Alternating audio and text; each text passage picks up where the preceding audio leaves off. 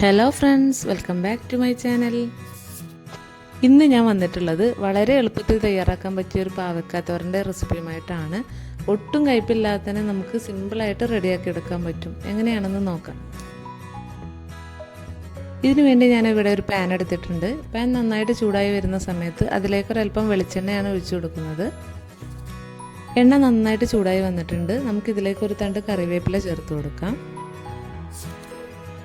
ഇനി ഇതിലേക്ക് പച്ചമുളകാണ് ചേർത്ത് കൊടുക്കുന്നത്. ചെറുതായി കട്ട് ചെയ്തിട്ട് ചേർത്ത് കൊടുക്കാം. ഞാൻ ഒരു വലിയ പച്ചമുളകാണ് ചേർത്ത് കൊടുത്തിട്ടുള്ളത്. അത്യാവശ്യം നല്ല എരിവുള്ള മുളകാണ്. നിങ്ങളുടെ എരിവിനനുസരിച്ച് മുളകിൻ്റെ എണ്ണത്തിലൊക്കെ മാറ്റം വരുത്താം കേട്ടോ. ഇത് നന്നായിട്ടൊന്ന് മൂപ്പിച്ചെടുക്കണം. അതിനുശേഷം ഒരു മീഡിയം സൈസിലുള്ള സവാള നല്ല പൊടിയായിട്ട് അരിഞ്ഞെടുത്തത് ചേർത്ത് കൊടുക്കാം. ഇനി നമുക്കിതൊന്ന് വഴറ്റിയെടുക്കണം. ഒരുപാടൊന്നും വഴറ്റിയെടുക്കേണ്ട ആവശ്യമില്ല കേട്ടോ. കളർ ചേഞ്ച് ആവുന്നത് വരെ ഒന്നും വഴറ്റിയെടുക്കണ്ട. ഒരു 1-2 മിനിറ്റ് ഒന്ന് വഴറ്റി കൊടുക്കാം. ഒരു പകുതിയോളം വഴന്ന് വരുന്ന സമയത്ത് നമുക്ക് ചെറുതായിട്ട് കട്ട് ചെയ്ത് വെച്ചിട്ടുള്ള പാവയ്ക്ക ഇതിലേക്ക് ചേർത്ത് കൊടുക്കാം. ഞാനിവിടെ വലിയൊരു പാവയ്ക്കാണ് എടുത്തിട്ടുള്ളത്. അത് വളരെ ചെറുതായി കനം കുറച്ചിട്ടാണ് കട്ട് ചെയ്തെടുത്തിട്ടുള്ളത്.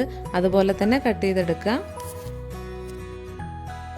നന്നായിട്ടൊന്ന് ഇളക്കി യോജിപ്പിച്ചെടുക്കുക. എന്നിട്ട് ഇതിലേക്ക് ആവശ്യമായിട്ടുള്ള ഒരു 1/4 ടീസ്പൂണ് മഞ്ഞൾപ്പൊടി ചേർത്ത് കൊടുക്കുക. അതുപോലെ ആവശ്യത്തിന് ഉപ്പും കൂടെ ചേർത്ത് കൊടുത്തിട്ട് നമുക്ക് നല്ലതുപോലെ ഒന്ന് മിക്സ് ചെയ്ത് കൊടുക്കാം.